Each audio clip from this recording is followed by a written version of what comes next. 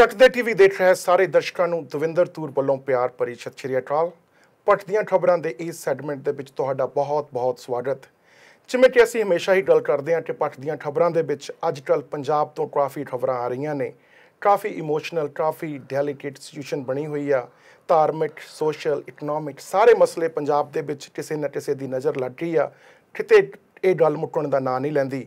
ਪਰ ਅੱਜ ਅਸੀਂ ਤੁਹਾਡੀ ਮੁਲਾਕਾਤ ਪੰਜਾਬ ਵਿਸ਼ਿਆਂ ਬਾਰੇ ਹੀ ਇੱਕ ਉੱਭਰਦੀ ਉਸ ਪਾਰਟੀ ਦੇ ਨੇਤਾ ਨਾਲ ਕਰਾਵਾਂਗੇ ਜਿਨ੍ਹਾਂ ਨੇ ਪੰਜਾਬ ਦੇ ਮਸਲਿਆਂ ਬਾਰੇ ਆਪਣੀ ਹਾਮੀ ਭਰਨ ਦੀ ਗੱਲ ਕੀਤੀ ਆ। ਅਸੀਂ ਬੜੇ ਖੁਸ਼ਗੁਜ਼ਾਰ ਹਾਂ ਕਿ ਅੱਜ ਉਹ ਸਾਡੇ ਸ਼ਹਿਰ ਕੈਲਰੀ ਆਏ ਹੋਏ ਨੇ ਤੇ ਅਸੀਂ ਤੁਹਾਡੀ ਉਹਨਾਂ ਨਾਲ ਮੁਲਾਕਾਤ ਕਰਾਉਂਦੇ ਹਾਂ। ਮੇਰੀ ਮੁਰਾਦ ਸੰਜੇ ਸਿੰਘ ਜੀ ਜੋ ਕਿ ਪੰਜਾਬ ਵਾਲੇ ਆਮ ਆਦਮੀ ਪਾर्टी ਦੇ इंचार्ज ने। So first of all thank you very much sir for joining us today. Thank you for calling us here. थोड़ा सा पहले आप अपने इस ट्रिप के बारे में बताएं। देखिए, पिछली बार मैं आया था वैंकूवर, उस 3 दिन रुकने के बाद मुझे फिर से जाना पड़ा क्योंकि दिल्ली के अंदर स्टूडेंट यूनियन का चुनाव था। कनाडा के कई शहरों में मुझे उस ट्रिप में भी आना था लेकिन नहीं आ पाया था। अभी यहाँ आने का एकमात्र मकसद है जो पंजाब के लोग पिछले कई सालों से आके यहाँ रह के कनाडा को बनाने में उन्होंने अपनी भूमिका निभाई और कहीं ना कहीं उनके दिमाग में, दिल में इस बात की निराशा रहती है, एक फ्रस्ट्रेशन रहता है कि पंजाब का सिस्टम अगर बेहतर हो जाए तो वो पंजाब के लिए बहुत कुछ कर सकते हैं, पंजाब में जाके अपनी भूमिका निभा सकते हैं, अपना योगदान दे सकते हैं। तो उनके साथ बातचीत करना कि पंजाब के हालात आज क्या हैं और किन दुश्वारियों से पंजाब आज गुजर रहा है, चाहे वो नशाखोरी की समस्या हो या ट्रांसपोर्ट माफियाओं की का एक तरह से कब्जा हो, लैंड माफियाओं का राज हो या पुलिसिया गुंडा राज हो, जो कुछ भी पंजाब के अंदर चल रहा है, या किसानों की बदहाली का जो सवाल है उसके बारे में यहाँ के लोगों के साथ बातचीत करना।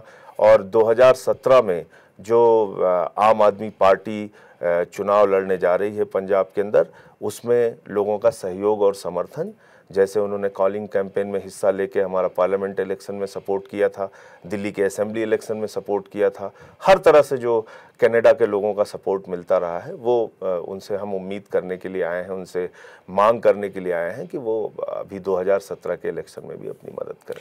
यदि आप जैसे पार्लियामेंट इलेक्शंस की बात करते हैं तब पार्टी काफ़ी नई पार्टी थी, उससे पहले दिल्ली में इलेक्शन हुए थे, लेकिन उस समय कुछ नेता लोग जो आम आदमी पार्टी के, पहले तो बड़ी बात के नेता नहीं थे, आम आदमी पार्टी में इन्वॉल्व थे, वो नहीं आए थे यहाँ पे। लोगों ने खुद अपना टाइम और डिवोट करके जो भी कुछ हेल्प की आम आदमी पार्टी की वो हेल्प हुई थी और मेरे ख्याल में काफ़ी विजिबल सपोर्ट थी जिसको आप अप्रिशिएट भी करते होंगे। अब आप नेशनल लेवल के लीडर यहाँ पे आ रहे हैं, you think it's going to make a difference? निश्चित रूप से, क्योंकि तब हम लोगों को भी ये पता नहीं था कि दुनिया के अलग अलग हिस्सों में बैठ के, अमेरिका में, कनाडा में, लंदन में, ऑस्ट्रेलिया में, न्यूजीलैंड में बैठ के लोग इतना सपोर्ट हमको कर रहे हैं। हम लोग कहीं जाते थे कैंपेन करने के लिए, लोग बोलते थे हमारे लिए हमारे बेटे ने कनाडा से फ़ोन किया, आपको वोट देंगे। कोई कहता था हमारी सिस्टर ने फ़ोन किया था। तब हम लोगों को लगता था कि बाहर से कितना बड़ा सपोर्ट हमको मिल रहा है। तो इसलिए लोगों के साथ वो हमारा इंटरेक्शन बना रहना चाहिए, उस तरह का संवाद हमारा बना रहना चाहिए। इसलिए हमको ये ज़रूरी लगता है कि जो हमारे NRIs हैं, जो पंजाब से जुड़े हुए लोग हैं, जो यहाँ पे रहते हैं सालों साल से, उनके साथ बातचीत करें और उनको पार्टी के बारे में भी और पंजाब के हालात के बारे में भी बताएं। अब पार्लियामेंट की बात ही करते हैं। लोकसभा के चुनाव हुए, उसके बाद आम आदमी पार्टी को काफ़ी सफलता तो नहीं मिली, पंजाब में काफ़ी सफलता मिली थी, लेकिन उसके बाद 3-4 स्टेट्स में इलेक्शन हुए, महाराष्ट्र में हुए, हरियाणा में हुए, JNK में हुए, छत्तीसगढ़ में हुए।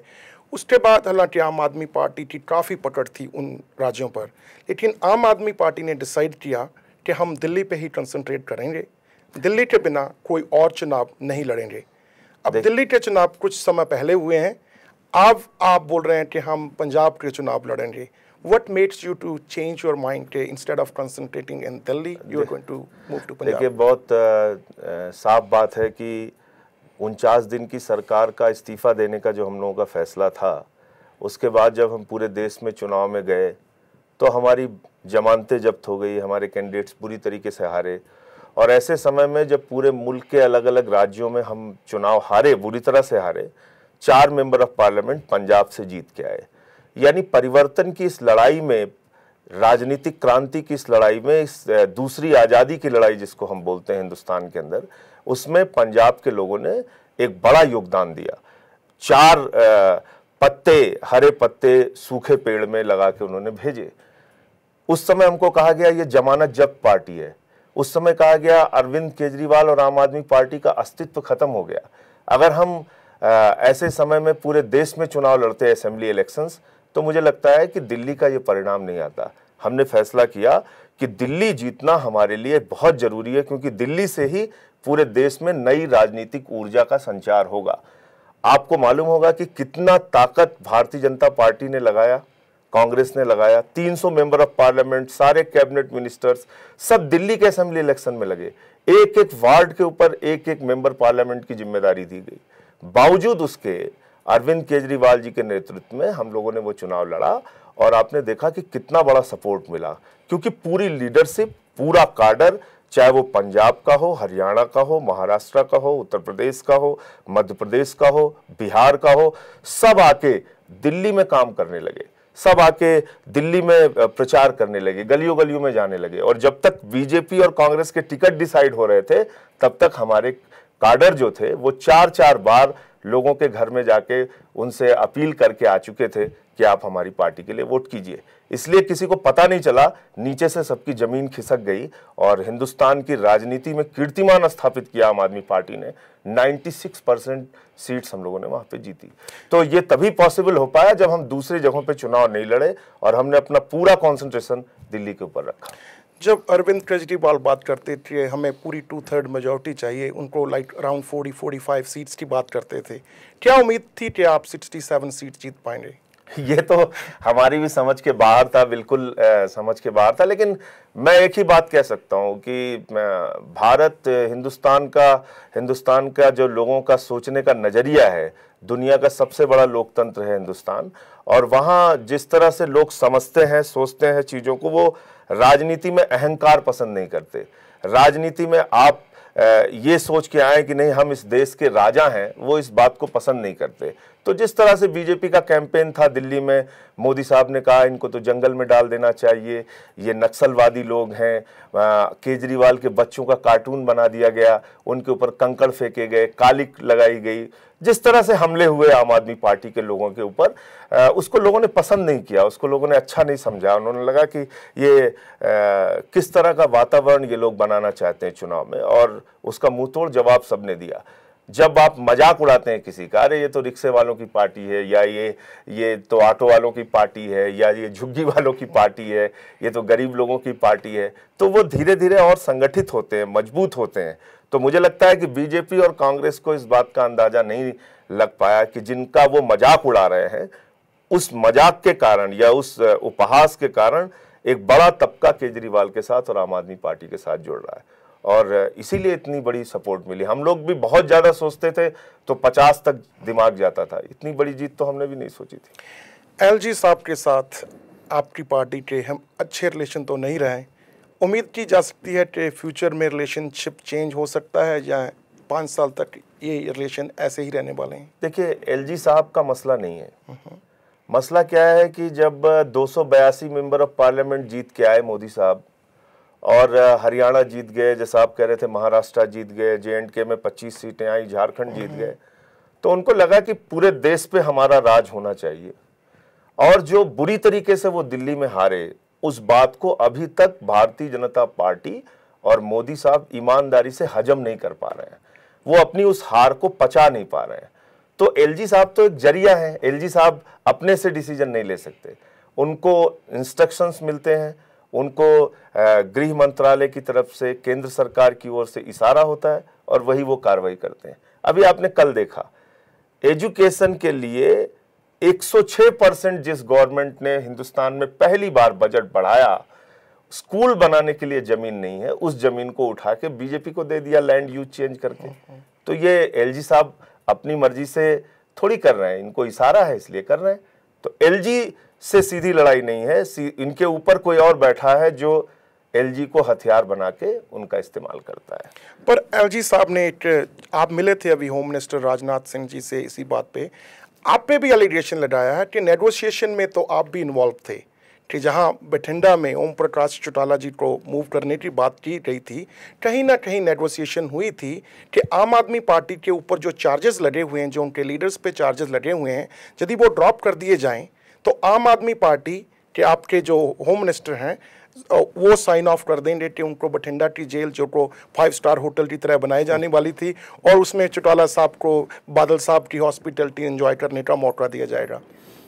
सरासर वो झूठ बोल रहे हैं और इस बात का कोई प्रमाण वो दे नहीं पाए। ओम प्रकाश चौटाला भ्रष्टाचार के मामले में तिहाड़ के जेल में सजा काट रहे हैं। उनको सपोर्ट करने का कोई सवाल अरविंद केजरीवाल की तरफ से उठता ही नहीं, जो व्यक्ति अपने मंत्री को बर्खास्त कर देता है गलत माने पे। दूसरी बात उन्होंने जो कहा केसेस वापस लेने का, उसमें वो सिर्फ कैटेगोरिकली आम आदमी पार्टी के लोगों को बता रहे हैं। कांग्रेस के लोगों का केस वापस करने की सरकार ने अपील की, बीजेपी के लोगों का वापस करने की अपील की, उन लोगों का केस वापस करने की आपकी पार्टी ने उन केसेस को भी वापस लेने की बात। हाँ, कांग्रेस बीजेपी के लीडर्स जिनके ऊपर राजनीतिक कारणों से जो मुकदमे लगाए गए थे, आंदोलन के जो मुकदमे थे, उनको वापस लेने की बात कही। क्योंकि हम ये मानते हैं कि डेमोक्रेसी में आंदोलन करना, धरना करना, प्रदर्शन करना सबका अधिकार है। आज भी जब से सरकार बनी है बहुत सारे लोग आते हैं, कांग्रेस के हों बीजेपी के हों, अपने मुद्दों को लेकर प्रदर्शन करते हैं, आंदोलन करते हैं। हम उन पे मुकदमे थोड़ी लगवाने के चक्कर में पड़ते हैं, उनके ऊपर एफआईआर दर्ज करा के उनका उत्पीड़न करने के चक्कर में थोड़ी पड़ते हैं। केजरीवाल साहब को क्योंकि उन्होंने एक मंत्री को भ्रष्ट बोल दिया, इसके कारण जेल में जाना पड़ा। जो भ्रष्ट है उसको जेल नहीं जाना पड़ता, जो भ्रष्टाचारी कह देता है उसको जेल जाना पड़ता है। आप नितिन गडकरी तो गडकरी साहब का जो मामला हुआ, तो मुझे लगता है कि ये जो पूरी तरह से एक वातावरण बनाने की कोशिश की जा रही है, ये सरासर झूठ है। ओम प्रकाश चौटाला के लिए एलजी साहब ने बाकायदा दबाव बनाया और आप ये कह सकते हैं कि डांटते हुए हमारे गृह मंत्री से बात की और कहा कि आप इस पेरोल के ऊपर सरकार की मंजूरी दिलाइए, जो कि सरासर गलत है।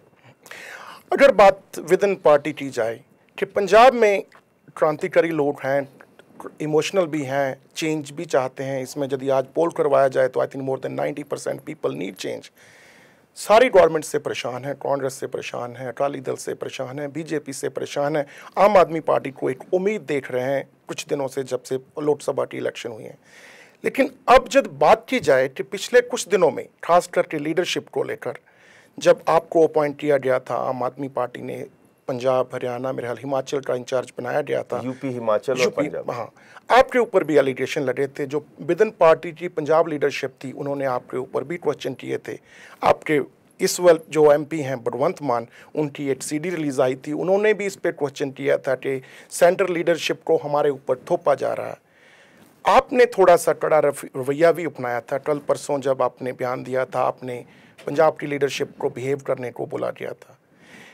Are you frustrated the way Punjab leadership is behaving with in the Aam Aadmi party? देखिए, आपके जानकारी के लिए मैं बता दूं, 7 महीने पहले, 8 महीने पहले मुझे जिम्मेदारी मिली और ये कहने में कोई संकोच नहीं है कि हमारी पार्टी बिल्कुल नई है, तो लोग अलग अलग मत से आए हैं, अलग अलग विचारों को मानने वाले लोग हैं, उनमें डिफरेंसेस रहते हैं, बहुत नेचुरल सी चीज़ है। एक परिवार में 4 लोगों के अलग अलग मत होते हैं। मेरा सिर्फ व्यक्तिगत रूप से इतना मानना है कि कोई भी इंस्टीट्यूशन हो, इवन एक फैमिली छोटी सी है 10 लोगों की, वो भी बगैर डिसिप्लिन के चल नहीं सकती। अगर बाप की बात बेटे नहीं मानेंगे, अगर टीचर की बात बच्चे नहीं मानेंगे, अगर प्रिंसिपल की बात टीचर्स नहीं मानेंगे, तो कोई इंस्टीट्यूशन चल नहीं सकता। एक ऑर्गेनाइजेशन का न्यूनतम डिसिप्लिन होना चाहिए, एक न्यूनतम अनुशासन होना चाहिए। अगर उसको आप पार करके संगठन को नुकसान पहुंचाने की कोशिश करेंगे तो ये सिर्फ संगठन का नुकसान नहीं है, इस पूरे मिशन का नुकसान है। जो बदलाव की बात आप कह रहे हैं, जिस बदलाव की ओर पूरा पंजाब देख रहा है, उस पंजाब के बदलाव का नुकसान है, पंजाब के करोड़ों लोगों का नुकसान है। व्यक्तिगत तौर पे संजय सिंह बहुत छोटे आदमी हो सकते हैं, हमारा कोई महत्व नहीं है, हमको आज आप रखो या ना रखो ये कोई बहुत बड़ा मुद्दा नहीं है। लेकिन जिस पंजाब में हम नशाखोरी के खिलाफ लड़ रहे हैं, जिस पंजाब में हम किसानों की बदहाली के खिलाफ लड़ रहे हैं, जिस पंजाब में हम ट्रांसपोर्ट माफियाओं के खिलाफ लड़ रहे हैं, जिस पंजाब में हम श्री गुरु ग्रंथ साहब की बेअदबी में हमने देखा कि किस तरीके से वहाँ पुलिसिया गुंडा राज करके लोगों को मारा गया, उन सवालों पर लड़ रहे हैं। वहाँ पे अगर हम अपने छोटे मुद्दों को ऊपर लेके आएंगे, मुझे लगता है ये पूरे पंजाब के लोगों के साथ अन्याय है। तो जब मैं गया तो मुझे ये लगा कि पार्टी को बहुत सारे लोग अपनी अपने धारा के हिसाब से चला रहे हैं। तो उनको समझाया गया, उनके साथ बातचीत की गई, उनसे कहा गया कि पार्टी के एक न्यूनतम अनुशासन के अंदर आपको रहना पड़ेगा।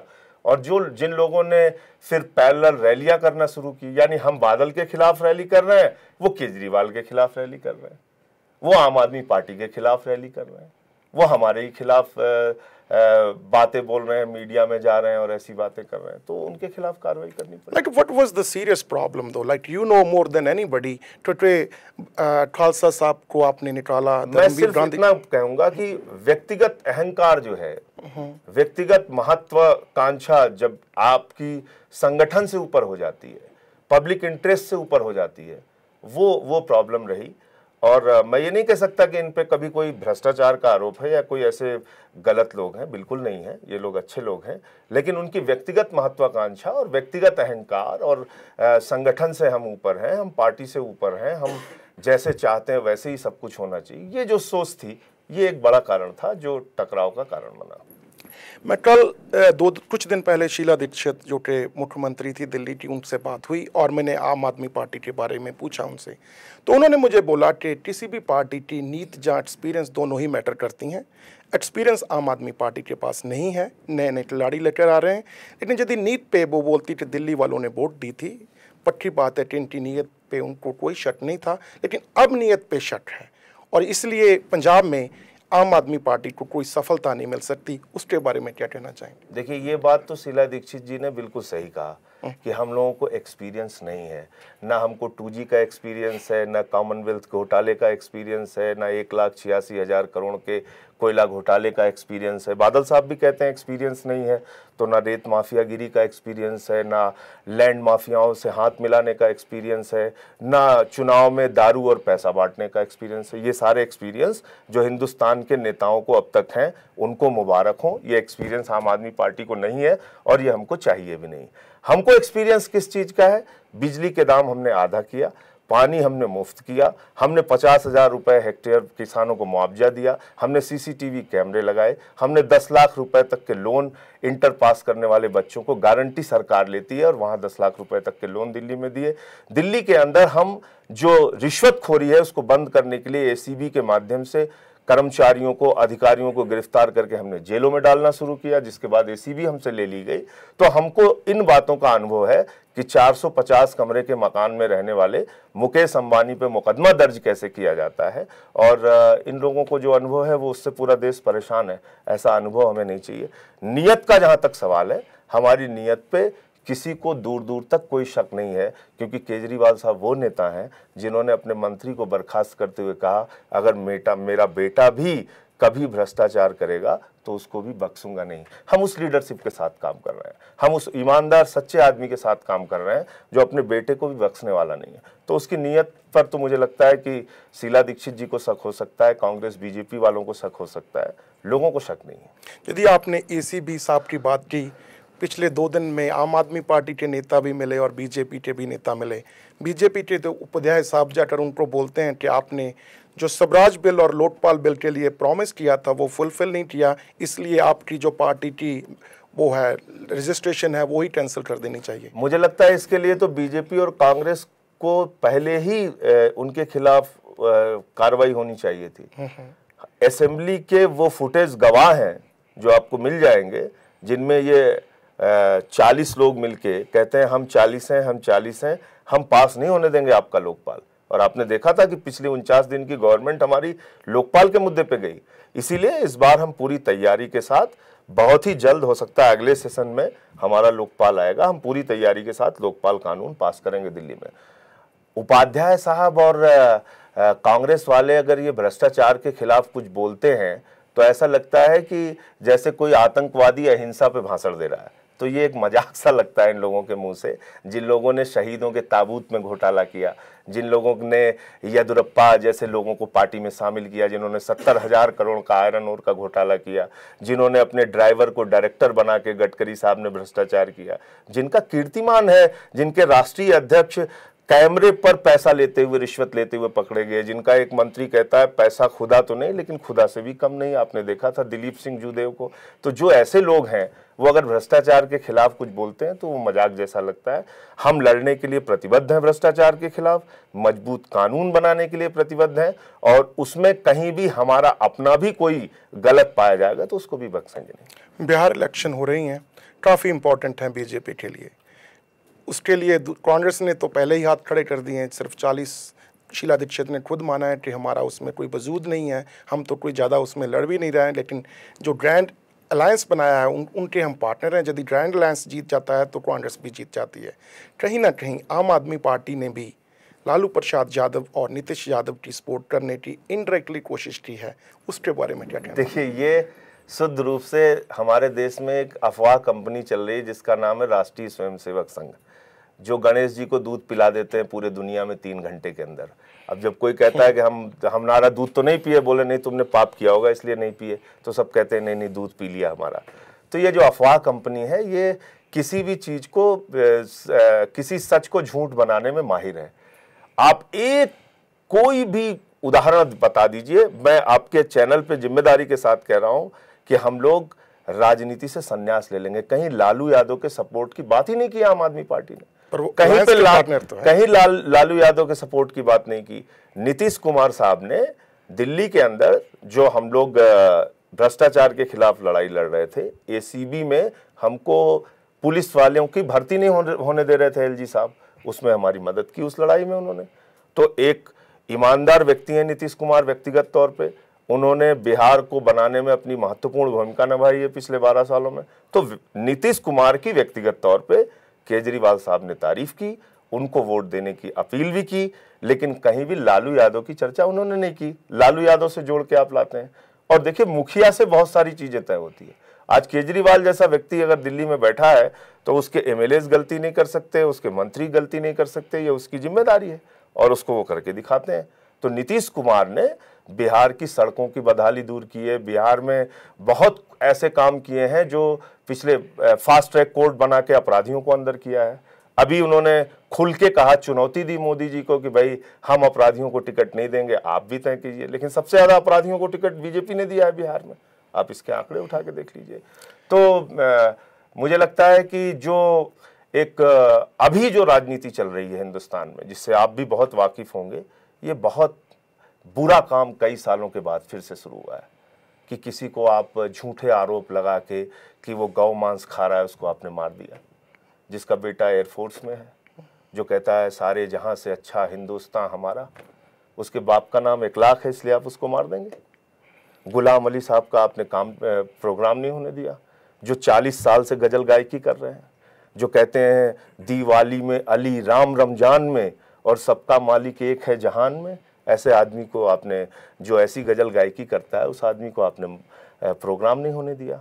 एक सुधींद्र कुलकर्णी बीजेपी के नेता, उनके ऊपर चेहरे पे कालिक लगा दी। ये सब कुछ जो हो रहा है आज कितने बड़े पैमाने पे, आप देखिए, इसको आपको भी इस मुद्दे को उठाना चाहिए और पूरी दुनिया को बताना चाहिए कि आज साहित्यकार हो, चाहे फिल्मी कलाकार हो, चाहे साइंटिस्ट हो, चाहे लेखिका हो, लेखक हो, सब अपने अवार्ड वापस कर रहे हैं।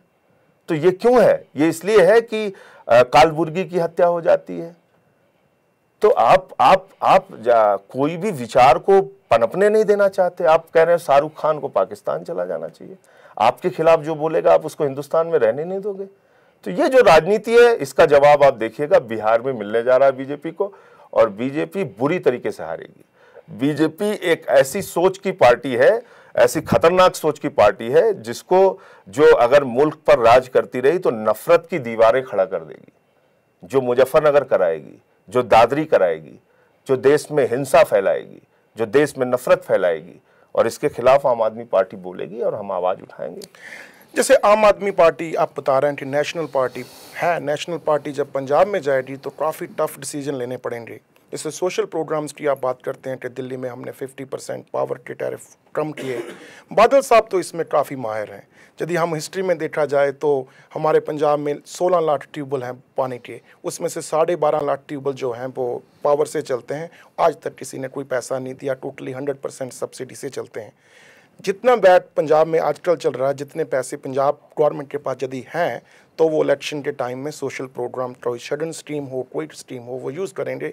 सो basically how you going to match this social streams जिसमें बादल साहब और अमरिंदर सिंह दोनों ही मास्टर हैं? देखिए, पहली चीज़ तो ये समझ लीजिए, केजरीवाल का जो बिजली देने का मॉडल है और बादल साहब के बिजली देने का जो मॉडल है, बादल साहब कहते हैं हम मुफ्त बिजली देंगे लेकिन बिजली नहीं देंगे। केजरीवाल कहते हैं हम 24 घंटे बिजली देंगे लेकिन आधे दाम पे बिजली देंगे। तो ये फर्क है, सबसे बड़ा फर्क है।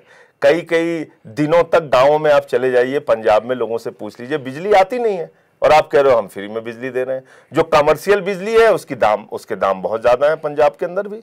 तो ये एक भ्रम फैलाने वाली बातें हैं। दूसरी बात जो आपने कहा सोशल स्कीम की, सोशल स्कीम पे सिर्फ काम नहीं चलता है, आप करप्शन को एक बड़ा मापदंड मानिए।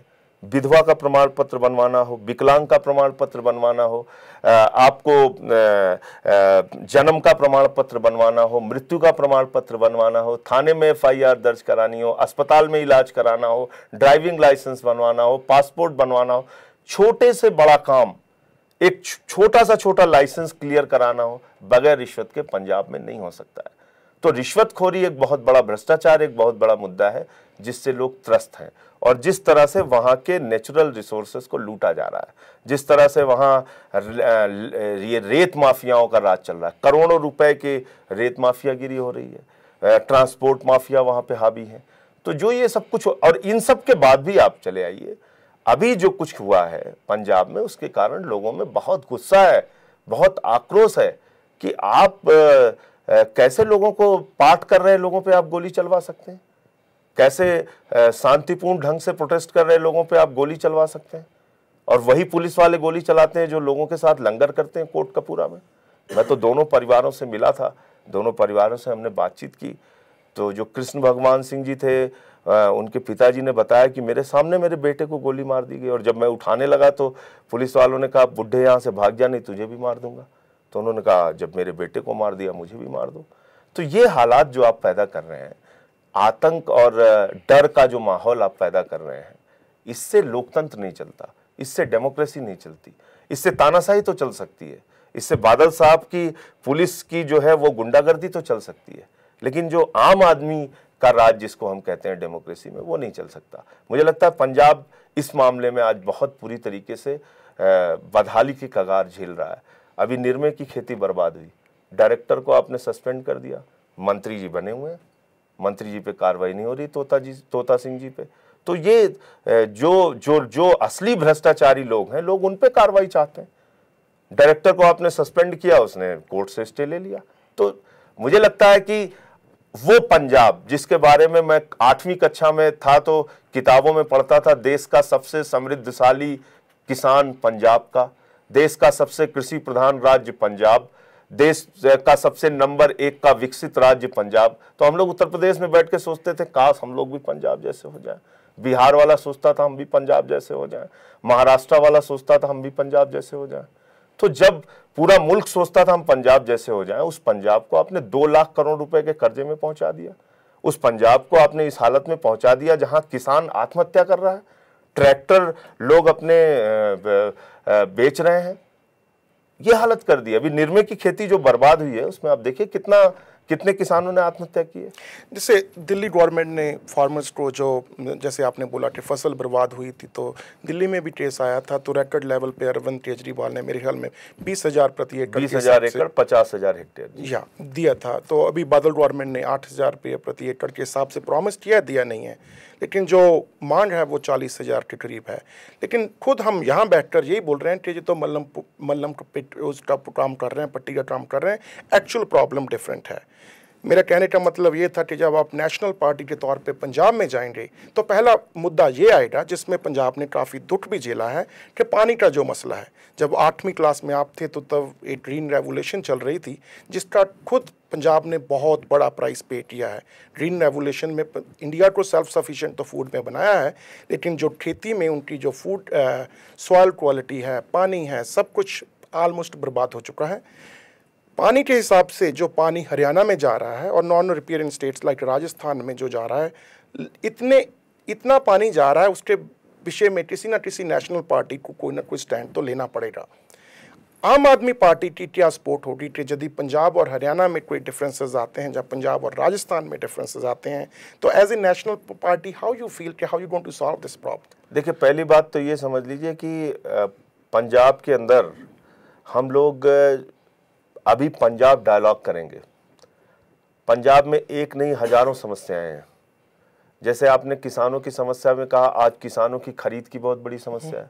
वो पैदावार करते हैं, चावल गेहूं पैदा करके जाते हैं मंडियों में, उनके अनाज नहीं खरीदे जाते। 68 साल की आज़ादी के बाद अभी तक हम अनाज रखने की और अनाज खरीदने की व्यवस्था नहीं कर पाए हैं, देश के दूसरे हिस्सों में भी और पंजाब में भी, जहाँ पे सबसे ज़्यादा जरूरी था होना।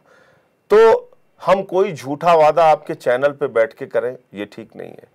हमने दिल्ली में डायलॉग किया था, यूथ के साथ किया था, महिलाओं के साथ किया था, ऑटो वालों के साथ किया था, रिक्शे वालों के साथ किया था, झुग्गी वालों के साथ किया था। उनके लिए पॉलिसीज हमने बनाई थी और हमारा एग्रीमेंट होता है, हमारा मैनिफेस्टो।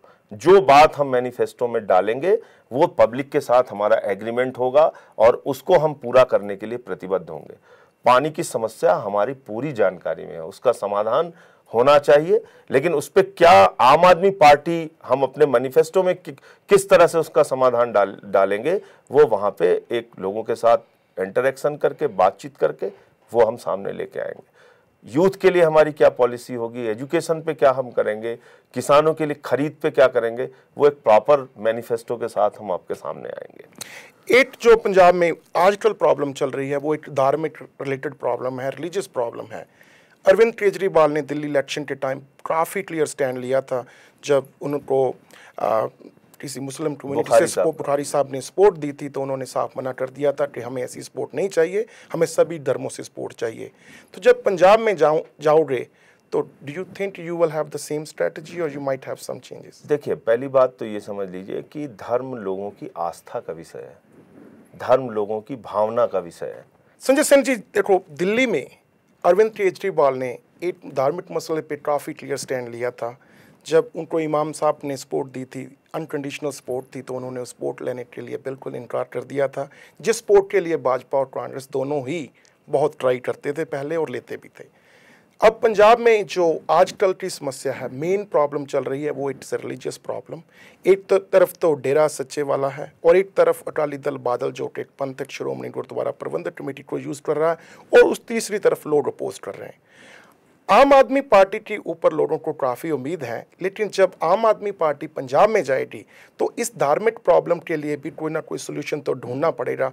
उस वक्त आपकी स्ट्रेटजी क्या होगी? देखिए, इस अभी जो घटना हुई उसमें ही आप हम लोगों की भूमिका देख लीजिए। जैसे ही ये घटना हुई उसमें आम आदमी पार्टी की सारी लीडरशिप वहाँ पर पहुँची और अरविंद केजरीवाल जी भी गए, दोनों परिवारों से भी मुलाकात की, दरबार साहब में जाके मत्था टेका, वहाँ आशीर्वाद मांगा, अरदास की कि पंजाब में शांति बहाल हो। हमने लोगों से शांति की अपील की, हमने लोगों से कहा कि हमको शांतिपूर्ण प्रोटेस्ट करने का पूरा अधिकार है और हम करेंगे। हमने बादल साहब से भी अपील की कि बादल साहब इस मामले में हस्तक्षेप करें और प्रभावी कार्रवाई करें। अभी आपने देखा कि जिन 2 लोगों को पकड़ा उनको अभी छोड़ना पड़ा। इसका मतलब आप झूठे मुकदमे लगा के ऐसे मसले पर भी राजनीति कर रहे हैं। उनको आपने 2 लड़कों को पकड़ा, फिर आपने छोड़ दिया। ये जो पॉलिटिक्स है, हम इसके खिलाफ खड़े हैं। श्री गुरुग्रंथ साहब का बेअदबी की घटना 4 महीने पहले की थी, कोट कपूरा की। अगर उसमें समय रहते बादल साहब की सरकार काम करती, पुलिस काम करती, तो इतने हालात बिगड़ते नहीं। फिर से दोबारा वही घटना हुई, फिर संगरूर में हुई, दूसरी जगहों पे तरन तारन में हुई।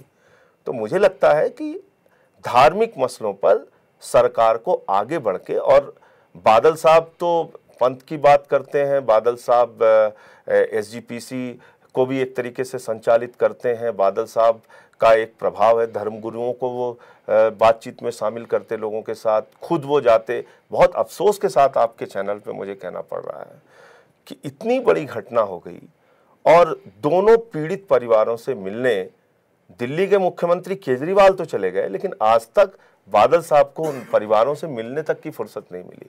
तो ये बहुत अफसोसजनक हालात हैं। हमारी भूमिका सिर्फ ये है कि धर्म के मामले में लोगों की आज़ादी को कहीं से भी चोट नहीं पहुंचनी चाहिए। धर्म के मामले में उनको स्वतंत्र रूप से जो उनकी आस्था है, जो उनका अकीदा है, जो उनका भरोसा है, उसके हिसाब से वो अपना पूजा पाठ अरदास करें। लेकिन अगर उनके धर्म पर किसी भी प्रकार का कहीं से भी चोट पहुंचाने की कोशिश हो रही है, तो जो सरकार की भूमिका होती है कार्रवाई करने की, एक्शन लेने की, अगर वो नहीं किया जाएगा तो हम सरकार के खिलाफ आवाज़ उठाएंगे, उसको हम बोलेंगे। लेकिन हमारा तरीका शांतिपूर्ण होगा, हमारा तरीका प्रोटेस्ट का पीसफुल होगा, क्योंकि हम ये जानते हैं कि जब आप कहीं कुछ हिंसा होगी तो उसका नुकसान कहीं ना कहीं पंजाब के लोगों को ही भुगतना पड़ेगा। उसका खामियाजा बादल साहब को कम भुगतना पड़ेगा, आम जनता को ज़्यादा भुगतना पड़ेगा। तो ये एक स्टैंड है।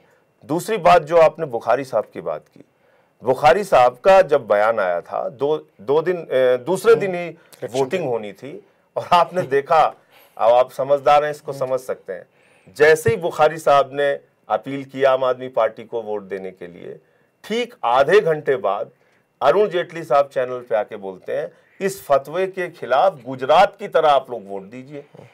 और उसके बाद क्या होता है, हम लोगों को जानकारी मिली कि 50 लाख पर्चे आरएसएस ने छपवा रखे हैं और वो रात भर में बांटेंगे, बुखारी साहब के सपोर्ट जो आम आदमी पार्टी को किया गया इसके लिए। तो ये जो पॉलिटिक्स चल रही थी, हमने उसके खिलाफ आके अपनी बात कही कि हमको ये चुनाव आम हिंदू, आम सिख, आम मुसलमान, आम ईसाई, झुग्गी वाला, ऑटो वाला सब मिलके लड़ेंगे और सब जीतेंगे। ये आम आदमी का चुनाव है, इसमें हमको किसी बुखारी साहब के सपोर्ट की ज़रूरत नहीं। जहाँ बात लीडरशिप की जाए, मोदी साहब ने खुद as a leader provincial election, जो राजपद्री इलेक्शन होते हैं, वो लड़े हैं, लेकिन दिल्ली में कहीं ना कहीं वो आम आदमी पार्टी की बातों में आ गए। तो मिडल ऑफ द कैंपेन उन्होंने किरण बेदी जी को लाए और एक बहुत अच्छा एक्सपीरियंस नहीं था उनको इलेक्शंस में जो हाल मिली, उसके लिए रीजनल लीडरशिप में मेरे ख्याल में बीजेपी पार्टी अब बिलीव नहीं करती। बिहार में भी उन्होंने अभी अपना चीफ मिनिस्टर कैंडिडेट कोई डिक्लेयर नहीं किया है। कहीं ना कहीं आम आदमी पार्टी भी ये कैंपेन को पंजाब में नहीं फॉलो कर रही कि आपने भी आज तक अपना पंजाब में कोई लीडरशिप कैंपेन जो चलाने वाला लीडर डिक्लेयर नहीं किया है। देखिए, अभी तो पंजाब में इलेक्शन की कैंपेन घोषित नहीं हुई है। अभी तो हम वहाँ पर अपनी प्राथमिक तैयारियां कर रहे हैं, प्राइमरी जो प्रिपरेशन होती है वो हम कर रहे हैं। तो जैसे हमारा ऑर्गेनाइजेशन बिल्डिंग का काम चल रहा है, बूथ लेवल पे, सर्किल लेवल पे, सेक्टर लेवल पे, जोनल लेवल पे, स्टेट लेवल पे हम पार्टी का संगठन बना रहे हैं। फ्रंटल ऑर्गेनाइजेशन बन रहा है, महिला का, यूथ का, लेबर का, इंटेलेक्चुअल का, लॉयर्स का, ये सब बना रहे हैं। तो हम फार्मर्स का, ये सारा कुछ कर रहे हैं वहाँ पे। तो हमारा पूरा फोकस अभी सिर्फ ऑर्गेनाइजेशन को मजबूत बनाने में और आम आदमी पार्टी की उपस्थिति पंजाब में दर्ज हो। मैंने 3000 किलोमीटर की यात्रा की, छोटेपुर साहब, भगवंत मान, सारे लोगों ने मिलके, ये हिम्मत शेरगिल, हमारे सारे साथी थे उसमें। उसके बाद ये 32 रैलियाँ वहाँ पे हुई। हमारे साथी जो हमारे साथ सह प्रभारी हैं दुर्गेश पाठक, उन्होंने 117 विधानसभाओं में जाके पार्टी का ऑर्गेनाइजेशन बनाने के लिए काम किया। दिल्ली से बहुत सारे कार्यकर्ता लग के काम किए। लेकिन ये जो दिल्ली वाले बात कही जाती है, ये मैं जरूर क्लियर करना चाहूँगा, हम लोगों को वहाँ ग्राम प्रधान का भी चुनाव नहीं लड़ना है। पर हमारा इंटरेस्ट कहीं से भी पंजाब में कोई चुनाव लड़ना या अपनी कोई पॉलिटिक्स करना बिल्कुल नहीं है। जिस दिन पंजाब में पार्टी जीत जाएगी, पार्टी के साथ ही वहाँ पे पार्टी का काम करेंगे और सरकार को चलाएंगे, हम लोग अपना दूसरे काम में लग जाएंगे। हमारी भूमिका सिर्फ उतनी तक है, कोई इंटरफेरेंस नहीं है, कोई हम पंजाब के मिशन को दूर दूर तक नुकसान नहीं पहुँचेगा हमसे, हम बल्कि उसको बढ़ाने का काम करेंगे, उसको जीतने का काम करेंगे। तो इस काम में हम लगे हुए, उसको हम पूरा करेंगे। जहाँ तक सवाल है अभी हमारा लीडरशिप का फैसला हो या इलेक्शन कैंपेन हमारा किस तरीके से वहाँ चलेगा, वो जब तारीखें पास में आएंगी उस तब करेंगे हम लोग। जो एनआरआईज हैं खास करके पंजाब से हैं और जो हिंदुस्तान से आकर कनाडा और नॉर्थ अमेरिका या वर्ल्ड में बसे हुए हैं, पंजाब और काफ़ी इमोशनल है उनके लिए। कोई भी न्यूज़ आती है, आजकल बुरी न्यूज़ ही आ रही हैं, काफ़ी इमोशनल हो जाते हैं। आखिर में हमारे जो पंजाबी हैं, जो एनआरआईज हैं, जो हमारे व्यूअर्स हैं, आप उनको क्या संदेश देना चाहेंगे, क्या मैसेज देना चाहेंगे कि पंजाब की स्थिति में आप क्या रोल अदा करेंगे, आप पे क्या जो उम्मीद उनको है उस पर आप कैसे खड़े उतरोगे? देखिए, वो तो हमारा एक 49 दिन की सरकार, हमारा आईने की तरह बिल्कुल साफ काम है 49 दिन की सरकार का। और अभी जो दिल्ली की सरकार चल रही है उसका 8 महीने का हमारा काम है। तो ये फैसला लेने में सबको बहुत आसानी होगी कि आम आदमी पार्टी पंजाब में आएगी तो जो कहेगी उसको करेगी, क्योंकि हमने दिल्ली में जो कहा वो करके दिखाया है। पंजाब में भी हम जो वादे करेंगे, जो मैनिफेस्टो में चीज़ें शामिल करेंगे, उसको पूरा करेंगे। जो दुनिया में रहने वाले लोग हैं अलग अलग हिस्सों में, कनाडा में बहुत बड़ी तादाद में हैं, उन सब से हम लोगों की हाथ जोड़ के एक ही अपील है कि आपने जैसे ही लोकसभा में साथ दिया था, जैसे आपने असेंबली इलेक्शन में साथ दिया था, ऐसे ही अपने कॉलिंग कैंपेन के जरिए, अपने आर्थिक मदद जो आप कर सकते हैं पंजाब में पार्टी के लिए, वो सपोर्ट हम लोगों को कीजिए, क्योंकि आपके एक सपोर्ट से बहुत बड़ी ताकत मिलती है। जब हम लोग पिंड में जाते हैं, गांव के अंदर, तो लोग बताते हैं कि हमारे बेटे का फ़ोन आया था, बेटी का फ़ोन आया था, एक चर्चा का विषय बनता है। आज आम आदमी पार्टी को एक बड़ा सपोर्ट एनआरआईज़ का, दुनिया में रहने वाले लोगों का मिल रहा है। तो ये हमारी विनती है सबसे, अरविंद केजरीवाल जी की ओर से, आम आदमी पार्टी की ओर से, कि आप सब लोग सपोर्ट कीजिए आम आदमी पार्टी को, भरसक पूरी अपनी जितनी कोशिश आप कर सकते हैं कीजिए, क्योंकि आज पंजाब एक बदहाली की दौर से गुजर रहा है। सियासी हालात ये हैं कि एक कवि ने लिखा है कि नदी के घाट पर गर ये सियासी लोग बस जाएं, तो प्यासे होंठ एक एक बूंद पानी को तरस जाएं।